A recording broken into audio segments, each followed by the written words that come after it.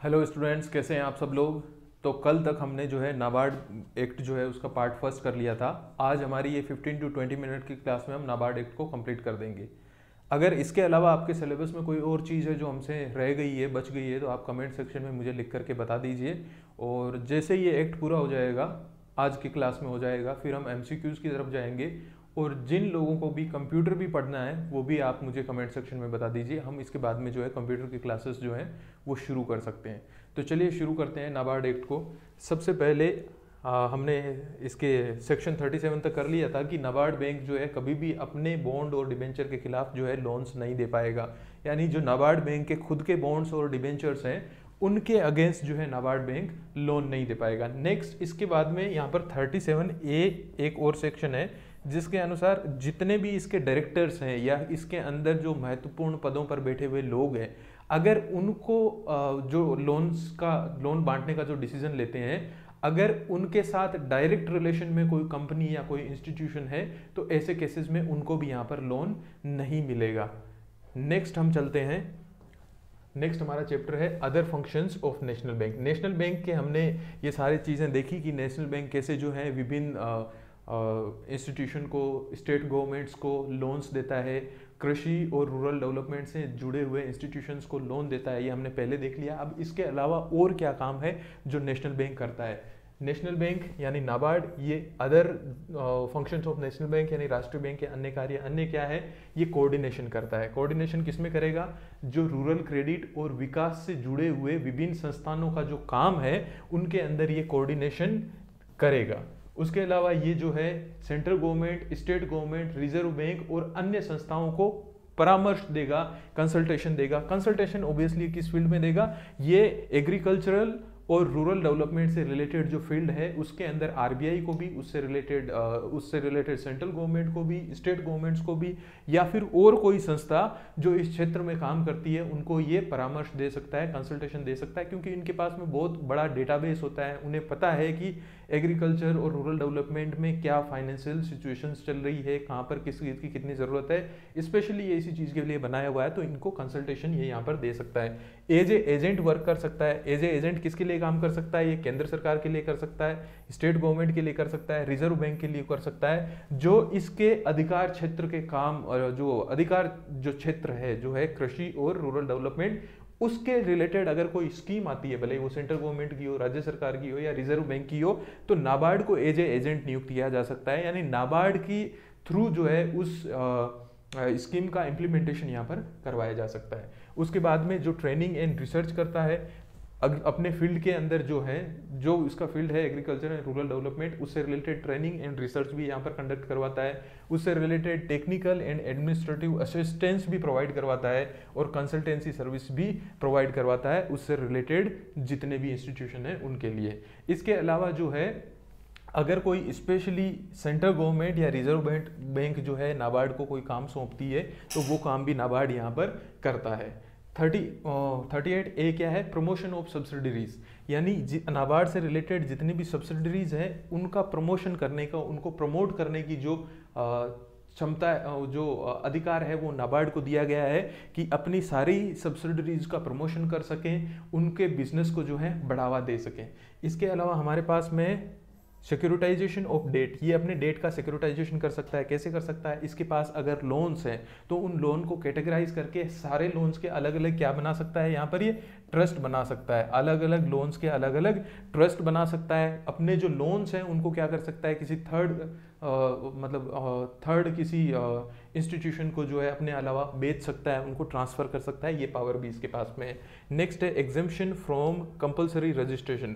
नाबार्ड जितने भी financial instrument जारी करेगा और उनको ट्रांसफर करेगा उसके लिए रजिस्ट्रेशन की आवश्यकता नहीं है। बिना रजिस्ट्रेशन ही अगर नाबार्ड किसी के साथ करार करता है किसी फाइनेंशियल इंस्टीट्यूशन के साथ में, तो वो यहाँ पर ट्रांसफर माने जाएंगे, उनको किसी भी रजिस्ट्रेशन की आवश्यकता नहीं होगी। नेक्स्ट हमारे पास में है इंसिडेंटल पावर्स। यहाँ पर जो है आनुषंगिक शक्तियाँ जो है नाबार्ड को दी गई है कि यहाँ पर जितने भी नाबार्ड को जो फंक्शंस हैं और जो शक्तियाँ इस एक्ट में दी गई है उनको जो है जो शक्तियाँ और जो पावर्स दी गई है उनका क्रियान्वयन करने के लिए जितने भी जो है इंसिडेंटल यानी इंसिडेंटल और जो है कॉन्सिक्वेंशियल पावर्स दी गई हैं, जिससे अंदर जैसे मान लीजिए इसने कोई लोन अप्रूव करा या कोई ऐसी चीज़ है जो एक्ट को लागू करने के समय जो है कोई अड़चन आती है तो उसको दूर कर सकता है। इंसिडेंटल और कॉन्सिक्वेंशियल पावर्स यहाँ पर इसको दी गई है, यहाँ पर मेंशन नहीं किया गया है स्पेशली। कोई भी ऐसी सिचुएशन के अंदर जहाँ पर इसका लोन या फिर कोई एक्ट को लागू करने से रिलेटेड कोई काम फंस जाता है तो अपने डिसीजन ले सकता है, ये पावर दी गई है। इसके बाद में ये डिपॉजिट्स एंड इन्वेस्टमेंट्स, अब ये जो हमारा जो बैंक है, जो नाबार्ड है, उसके पास में पैसा आएगा तो ये अपने पैसे को कहाँ इन्वेस्ट करेगा। ऑब्वियसली नाबार्ड को भी क्या है, नाबार्ड एक बैंक है, अगर ये अपने पैसे को सही जगह से इन्वेस्ट करेगा तो इसको प्रॉफिट होगा, प्रॉफिट होगा तो ये और जो है कैपेबल बन जाएगा अपने क्षेत्र के अंदर लोन देने के लिए, इसकी फाइनेंशियल सिचुएशन बेटर हो जाएगी। तो ये कहाँ कर सकता है, ये केंद्र सरकार जो प्राइमरी नोट्स देती है वहाँ पर कर सकता है, स्टॉक्स में और सिक्योरिटीज़ के अंदर जो है अपने फंड्स को इन्वेस्ट कर सकता है, जो भी इसके फंड्स बने हुए हैं। 2-3 फंड्स हैं जो हम आगे की स्लाइड्स में पढ़ेंगे, वो इसके लिए कंपलसरी है कि वो फंड्स जो है वो नाबार्ड को बनाने हैं। और उसके अलावा जितने फंड्स होते हैं, भले ही वो रिजर्व फंड हो या कोई और से फंड हो, उनका यहाँ पर जो है जितने भी फंड्स के अंदर जो मनी है उनको इन्वेस्ट कर सकता है। रिजर्व बैंक के अंदर डिपॉजिट करवा सकता है या रिजर्व बैंक की एजेंसीज है उनके अंदर डिपॉजिट करवा सकता है। ये स्टेट कोऑपरेटिव बैंक और शेड्यूल बैंक्स के अंदर भी अपना पैसा क्या कर सकता है, जमा करवा सकता है, ये भी पावर है। इसके अलावा कमर्शियल और ट्रेड और ट्रांजैक्शन से जुड़े बिल्स ऑफ एक्सचेंज और प्राइमरी नोट्स को जो है यहाँ पर डिस्काउंट कर सकता है, उनको अगेन क्या कर सकता है, रीसेल कर सकता है। नेक्स्ट हमारे पास में क्रेडिट इंफॉर्मेशन, ये जो नाबार्ड है इसको सेंट्रल गवर्नमेंट को, रिजर्व बैंक को या फिर अन्य जितने भी फाइनेंशियल इंस्टीट्यूशन है उनसे क्रेडिट इंफॉर्मेशन प्राप्त करने के यहाँ पर अधिकार दिया गया है। ये सेंट्रल गवर्नमेंट से, रिजर्व बैंक से या फिर कोई अन्य संस्था है जिसको इसने लोन दे रखा है या फिर इसके काम से रिलेटेड है तो वहां से ये जानकारी प्राप्त कर सकता है या फिर उनको प्रदान कर सकता है अगर वो खुद चाहे तो। नेक्स्ट इसके अलावा हमारे पास में है chapter 8, funds, accounts and audit. अब ये जो हमने नाबार्ड बनाया है इसके फंड्स जो है कौन कौन से होंगे, इसके अकाउंट और ऑडिट्स के अंदर क्या ध्यान रखा जाएगा, ये हम आगे पढ़ेंगे। सबसे पहले जो है यहाँ पर फंड्स बनेंगे, तो ये फंड्स आपके लिए इंपॉर्टेंट है, कौन सी धारा में मेंशन है वो भी आपके लिए इंपॉर्टेंट है और इनका उपयोग कहाँ पर, एटलीस्ट आपके पास ये पता होना चाहिए। अगर आपको फंड का नाम आ गया और पूछा कि इस फंड को मैनेज कौन करता है, आरबीआई करती है, स्टेट कोऑपरेटिव बैंक्स करती है या फिर नाबार्ड करती है, तो आपको ध्यान रखना है। सबसे पहले ये कौन सा करेगा, national rural credit long term operation fund, यानी राष्ट्रीय ग्रामीण ऋण जो दीर्घकालीन संचालन की निधि होगी। अब ये जैसा कि इसका नाम है, ये क्या है, रूरल एरिया के अंदर जो है ऋण देने के लिए है और ये लॉन्ग टर्म ऋण जो लोन्स है उसके लिए यहाँ पर बनाया गया है। इसके अंदर पैसा कहाँ से आएगा, सबसे पहले केंद्र सरकार, राज्य सरकार द्वारा यहाँ पर कॉन्ट्रीब्यूशंस यहाँ को दिए जाएंगे। नाबार्ड बना था तब भी कॉन्ट्रीब्यूशन दिया था, इसके अलावा भी ये जो बहुत सारी स्कीम्स आती है जिसके थ्रू नाबार्ड को जो है कॉन्ट्रीब्यूशंस मिलता है, अपने बजट में भी इसको पैसा मिलता है। नेक्स्ट जो है रिजर्व बैंक जो है एनुअल कॉन्ट्रीब्यूशन करेगा यहाँ पर इस फंड के अंदर, और बोर्ड जो है यानी नाबार्ड ने जो खुद कमाई करी है उसमें से भी कंट्रीब्यूशन इस फंड के अंदर जाएगा। इसका काम क्या होगा, जो लॉन्ग टर्म लोन्स जो दिए जाते हैं नेशनल रूरल क्रेडिट के नाम पर, ये जो है लॉन्ग टर्म लोन देगा और एडवांसेस जो है वो एडवांसेस भी दे सकता है किसी काम के लिए। और ये कहाँ पर होना चाहिए, कृषि और ग्रामीण विकास से संबंधित बाकी कार्यों के लिए यहाँ पर फाइनेंशियल असिस्टेंस प्रदान करेगा। तो सबसे पहले हमारे पास में एक लॉन्ग टर्म ऑपरेशन फंड होगा, national rural credit long term operation fund. इसके बाद में यहाँ पे क्या होगा, स्टेबलाइजेशन फंड आएगा। अब देखिए नाबार्ड कहाँ काम करता है, नाबार्ड हमारे रूरल डेवलपमेंट और एग्रीकल्चर में काम करता है। यहाँ पर अगर कहीं पर कोई इनस्टेबिलिटी, फाइनेंशियल इनस्टेबिलिटी, कोई इंस्टीट्यूशन, कोई सरकार या फिर कोई डिपार्टमेंट झेल रहा है तो उसको लोन्स प्रोवाइड करने के लिए हमारे पास में national rural credit stabilisation fund है, यानी स्थिरीकरण निधि है। ये फंड कौन सा है, लॉन्ग टर्म ऑपरेशन फंड, ये है स्टेबलाइजेशन फंड। यहाँ पर क्या होगा, अनस्टेबल कंडीशंस के अंदर लोन दिया जाएगा, एडवांसेस दिए जाएंगे और ये किससे रिलेटेड होगा, वित्तीय सहायता भी यहाँ पर ये दे सकता है कृषि या फिर रूरल डेवलपमेंट से संबंधित कार्यों के लिए। अगर मान लीजिए कोई कहीं पर अनस्टेबिलिटी आ जाती है, कहीं पर कोई आपातकालीन जैसी स्थिति पैदा हो जाती है रूरल एरियाज के अंदर या फिर एग्रीकल्चर से रिलेटेड, मान लीजिए कहीं पर कोई एग्रीकल्चर से रिलेटेड प्रॉब्लम आ गई, बारिश नहीं हो रही है, सूखा पड़ गया, तो उसके लिए इस फंड से ये वहाँ पर लोन्स दे सकता है कि लेकिन आपको एक चीज़ ध्यान रखनी है कि ये जो फंड्स है ना, इनसे जो लोन मिलेगा ना वो उसी पर्पज़ के लिए जाएगा। जैसे स्टेबलाइजेशन फंड दे रहा है तो जहां पर फाइनेंशियल इनस्टेबिलिटी है उसी काम के लिए इसको खर्च किया जाएगा, उसी जगह ये इस फंड से पैसा देगा। ऐसा नहीं है इस फंड से पैसा उठा करके इस जो स्टेबलाइजेशन में दे दिया, ऐसा नहीं होगा। ये अलग अलग फंड्स हैं, उस हिसाब से ये लोन देगा। उसके बाद में क्या है, रिसर्च एंड डेवलपमेंट फंड। जितने भी कृषि से रिलेटेड जो चीज़ें होती है, रूरल डेवलपमेंट से रिलेटेड चीज़ें होती है, उस पर लगातार हमारे जो वैज्ञानिक हैं, जो रिसर्चर्स हैं, वो रिसर्च करते रहें, नया नया डेटा लेकर के आएँ, ताकि इन जगहों की, इन क्षेत्रों के अंदर और ज़्यादा हम इम्प्रूवमेंट कर सकें। इसके लिए यहाँ पर रिसर्च एंड डेवलपमेंट फंड का गठन नाबार्ड करेगा। ये क्या करेगा, कृषि और ग्रामीण विकास से संबंधित रिसर्च करेगा, लोगों को ट्रेनिंग देगा और उस पर्पज से जो है लोगों को लोन्स और ग्रांट्स भी देगा। अगर कोई स्टेट गवर्नमेंट चाहती है कि मेरे को अपने क्षेत्र के अंदर कृषि में ये शोध करवानी है, ये रिसर्च करवानी है कि यहाँ पर जो है फसल हो रही है उसका प्रोडक्शन कैसे बढ़ाया जाए, या फिर मुर्गी पालन जो हो रहा है उसका प्रोडक्शन कैसे बढ़ाया जाए, उसका कॉस्ट कटिंग कैसे किया जाए, उसके लिए मुझे एक जो है क्या करना है, रिसर्च करवानी है। और तो वो उसके लिए जाकर के यहाँ पर नाबार्ड को बोल सकता है, वो इस फंड से जो है इसके लिए लोन अप्रूव करेगा, पर गारंटी जो है देनी पड़ेगी स्टेट गवर्नमेंट को। नेक्स्ट हमारे पास में है reserve fund and other fund. एक रिजर्व फंड भी रखेगा, आउट ऑफ मनी ना हो जाए, पैसा ही खत्म ना हो जाए नाबार्ड के लिए।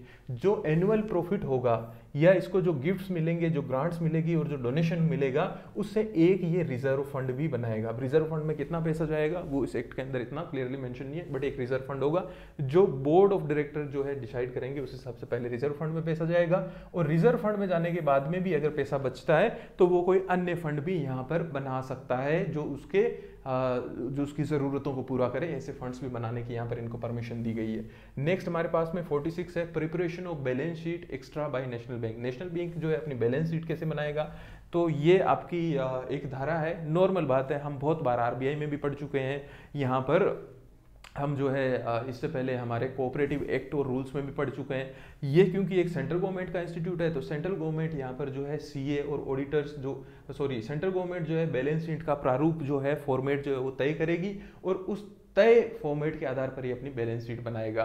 अब बैलेंस शीट बना ली, डिस्पोजल ऑफ सरप्लस। अब रिजर्व नेशनल बैंक के पास में पैसा आया नाबार्ड के पास, और नाबार्ड ने जो है उस पैसे से अपने सारे फंड्स में पैसा डाल दिया, जितने चीज़ें थी फंड्स में पैसा डाल दिया, या फिर जो उसके खर्चे थे, जो उसके एक्सपेंसेस थे वो कवर हो गए। बाद में जो है जो पैसा बचेगा उससे क्या होगा, जो अधिशेष बच जाएगा उससे बेड एंड डाउटफुल डेट्स की रिकवरी के लिए यहाँ पर उस फंड में उसकी प्रोविजनिंग की जाएगी। ऐसा कोई लोन जो आ नहीं रहा है, मान लीजिए नाबार्ड बैंक ने यहाँ पर हमारे कितने रुपए कमाए, 100 रुपए कमाए, और इसका खर्चा पुर्जा पारा सारा निकाल करके कितना 70 रुपए चले गए, और पीछे कितने बचे, 30 रुपए बचे। तो उसमें से ये बेड डेट फंड के लिए यहाँ पर 20 रुपए रख देगा। अगर किसी इंसान ने लोन दे रखा है और वो नहीं चुका रहा है तो ये उन 20 रुपए से उस लोन की प्रोविजनिंग करके उसको यहाँ पर चुकाने की कोशिश करेगा कुछ सालों के अंदर। इसके बाद में जो है इसके बाद में जो बच जाएगा उसको रिसर्च एंड डेवलप फंड में, ये सब भी कर दिया, फिर भी कोई 2-4 रुपए बच गए तो कहाँ पर डाल देगा, ये रिसर्च एंड डेवलपमेंट फंड में डाल देगा।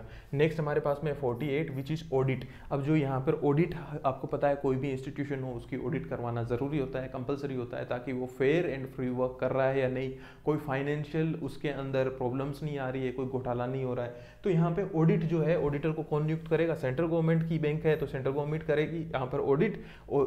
जो है ऑडिटर्स जो होंगी वो अपनी रिपोर्ट किसको भेजेंगे, नाबार्ड को भेजेंगे।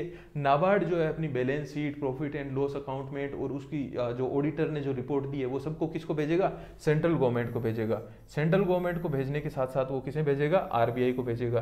तो आपको ये याद रखना है, ये अपनी ऑडिट रिपोर्ट किसको भेजेगा, सेंट्रल गवर्नमेंट को और आरबीआई को। अब जो सेंट्रल गवर्नमेंट के पास में जो रिपोर्ट जाएगी वो कहां पर होगा, पार्लियामेंट के समक्ष प्रस्तुत करेगी। पार्लियामेंट में उस रिपोर्ट को रखा जाएगा, उसके ऊपर चर्चा होगी, जितने मेंबर्स हैं वो वहां पर इसकी कॉपी ले सकते हैं। नेक्स्ट हमारे पास में रिटर्न्स। अगर जो जो नाबार्ड है वो क्या कर सकती है, जो भी केंद्र सरकार या फिर रिजर्व बैंक जो भी आवश्यक सूचनाएं नाबार्ड से मांगे, नाबार्ड को वो उन्हें प्रस्तुत करनी पड़ेगी। ये हमारा हो गया। नेक्स्ट हमारे बाद में हमारे इसके बाद में चैप्टर 9, ये स्टाफ से रिलेटेड है, स्टाफ की अपॉइंटमेंट कैसे होगी, उनके वेतन भत्ते कैसे होंगे, उनकी डिस्क्वालिफिकेशन क्या होगी, इससे रिलेटेड क्वेश्चंस नहीं आएंगे, क्योंकि हम जो है नाबार्ड के लिए तैयारी नहीं कर रहे। हमने ऑलरेडी जो है क्या कर रखा है, राजस्थान कोऑपरेटिव एक्ट पढ़ रखा है, उसके अंदर हम जहां जॉब लगने के लिए जा रहे हैं वहां से रिलेटेड कर्मचारियों के क्या टर्म्स एंड कंडीशन है वो हम ऑलरेडी पढ़ चुके हैं, तो ये आपके लिए इंपॉर्टेंट नहीं है। मिसलेनियस ये किस लिए करता है, सर्विसेज, टर्म्स एंड पे आउट ऑफ एम्प्लॉइज के लिए है, तो ये हमारे काम का नहीं है। नेक्स्ट है मिसलेनियस। मिसलेनियस में क्या किया जाता है, मिसलेनियस के अंदर 2-3 चीजें हैं। पहले इससे सिमिलर जो कोई एक्ट था उसको रिपेल करके यहाँ पर इस एक्ट को लागू कर दिया गया, और साथ में ये बताया गया है कि जो पुराने समय में उस एक्ट के तहत जो चीजें हुई थी वो भी यहाँ पर मान्य होगी। सेकंड, इसके अलावा एक इसके अंदर क्या किया गया है कि नाबार्ड को प्रायोरिटी दी गई है। क्या दी गई है, प्रायोरिटी दी गई है। अगर नाबार्ड ने किसी संस्था को लोन ले रखा है नाबार्ड से और उसका लिक्विडेशन होता है, उसका परिसमापन होता है, लिक्विडेटर अपॉइंट किया जाता है, तो नाबार्ड जो है उसको प्रायोरिटी दी गई है, इसका चार्ज होगा और ये प्राथमिक चार्ज होगा। सबसे पहले लिक्विडेटर को जो है नाबार्ड को पैसा चुकाना पड़ेगा, ये आपको ध्यान रखना है। इसी के साथ हमारा ये जो चैप्टर है नाबार्ड का ये कंप्लीट होता है। आगे हम एमसीक्यूज की क्लास लेंगे। ये जो इसकी पीडीएफ है वो मैं कल तक में जो है आपको जो लोगों ने ग्रुप ज्वाइन कर रखा है वहाँ पर मैं डाल दूंगा, आप इसको पढ़िए, अच्छे से पढ़िए, बहुत लंबी क्लास भी नहीं है। अब हमारे रिवीजन का टाइम आ गया है, हम जो है एमसीक्यूज करेंगे, एमसीक्यूज के साथ साथ में हमारा एक बार अच्छे से रिवीजन हो जाएगा।